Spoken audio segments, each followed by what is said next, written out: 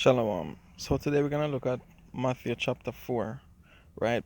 Because a lot of people don't understand that you can trade place with the dead, right?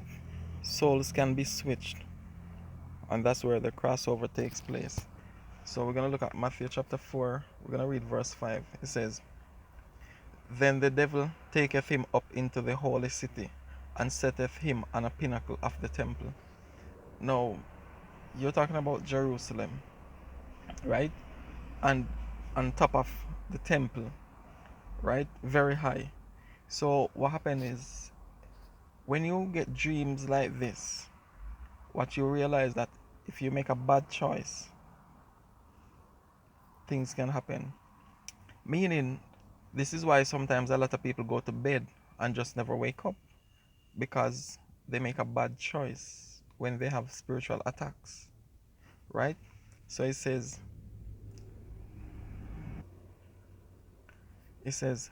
the devil taketh him up into the holy city, and setteth him on a pinnacle of the temple, and saith unto him, If thou be the Son of God, cast thyself down. This is it.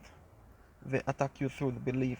Once you start to believe in them, you're crossing over into their dimension and you get taken away from your actual reality. So the choice you make in your dreams can impact your actual physical reality, right? So he's trying to get the spirit of this man, of the Messiah, to believe in him so he can take advantage, because that's the door that we have to open. Believe. We have to first believe in what they bring to the table for them to for us to be deceived, right? When you don't believe in their systems, their concepts, their ideologies, anything, it's hard for you to be deceived, right? It says, and saith unto him, If thou be the Son of God, cast thyself down. So here goes tempting him, right? But as you notice, he never believed. The Messiah never believed. He never bowed down to his concepts or his ideologies. Doesn't matter if he come quoting scriptures with his own narratives, which is what most of the people do today, right? They'll quote the scripture, but they put their narrative on the scripture, manipulating people, deceiving people. It's the same, right? So sometimes we read the scripture where it says to resist the devil, not understanding resist doesn't mean to run away. But what was he doing? He was facing him with knowledge of the higher power. And that's how you resist devil, not trying to avoid.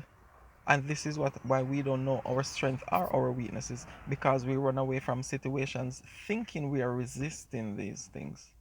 No, you resist when you face it. You look the demon dead in the eye.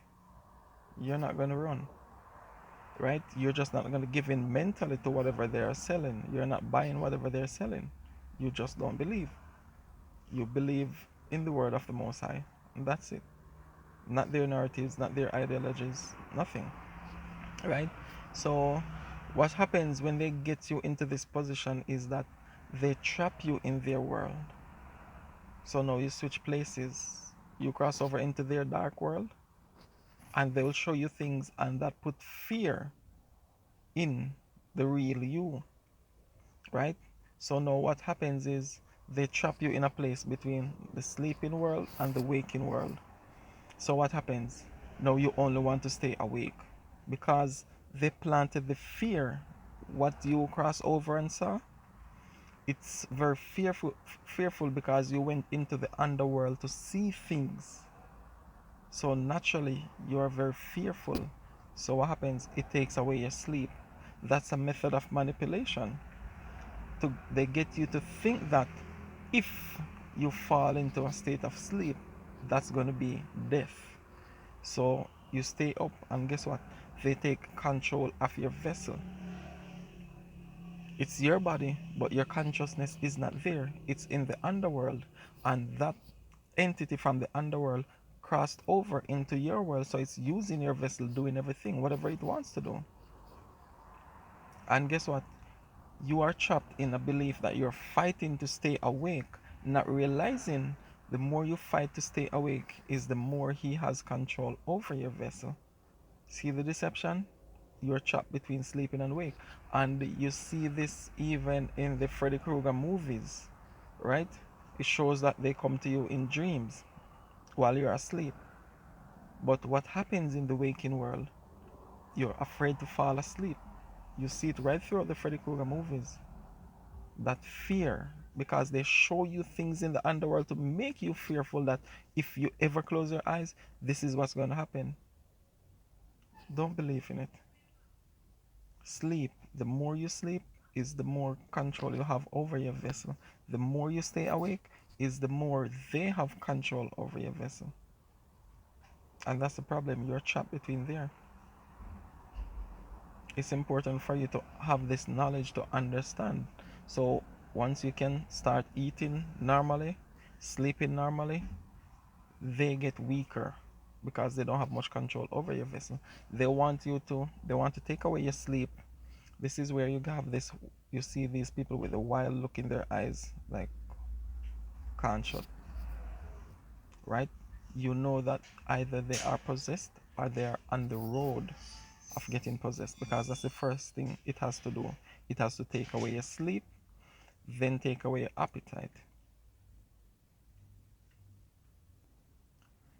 Now, what it also does is it messes with your reality. So, what it shows you is the people around you physically now become a threat to you. So, guess what?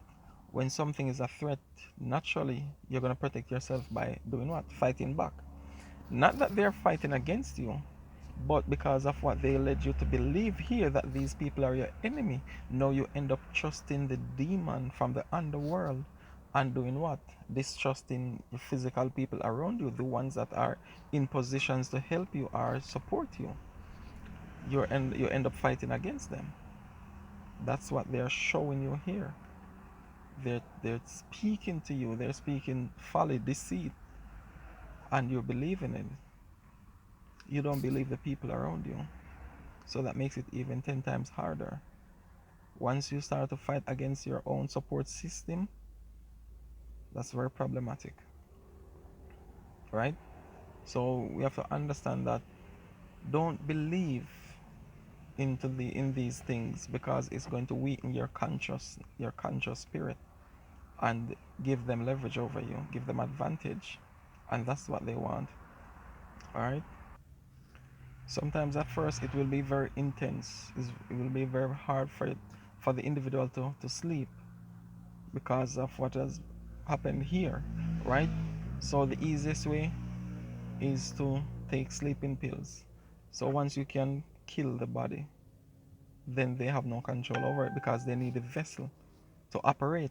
And once you take the sleeping pills, the real strong ones, the body has no use. It naturally goes away into sleep. The demons have no power at that time.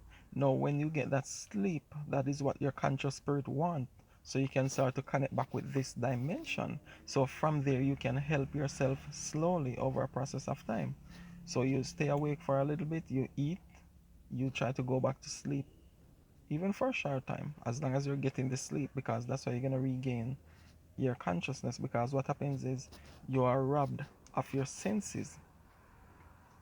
You've been robbed of your senses, right? Let's look at this. Let's go to Mark chapter 5. And we're going to read verse.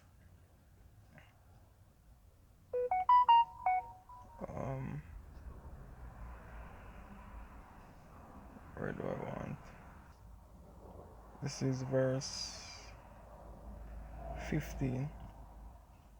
It says, "And they come to Jesus and see him that was possessed with the devil and had the legion sitting and clothed and in his right mind, and they were afraid." That's it. You're back into your right mind. So getting enough sleep, eating, and so forth, that will help you to regain consciousness, regain your senses, because that is what you have been deprived of. Your senses, you were robbed of your senses. Your soul, your mind, your body, everything was robbed. So, yes, it's possible that you can come back through grace, through believing in the word, in this consciousness, in this reality. But you have to listen to the people around you. That's the most important thing. Listen to the physical people around you and start to discern what you're hearing here from what you're hearing externally from the people around you, and believe in your reality, and then you can cross over back, right? So they're just feeding on your fears once they get you to believe in that. And this is why they attack, like I said, usually when you're not so conscious in your sleep, right? This is why when you dream that you're eating something, even when you wake up, you can still taste the thing that you had in your dream. How is that possible? It's a connection.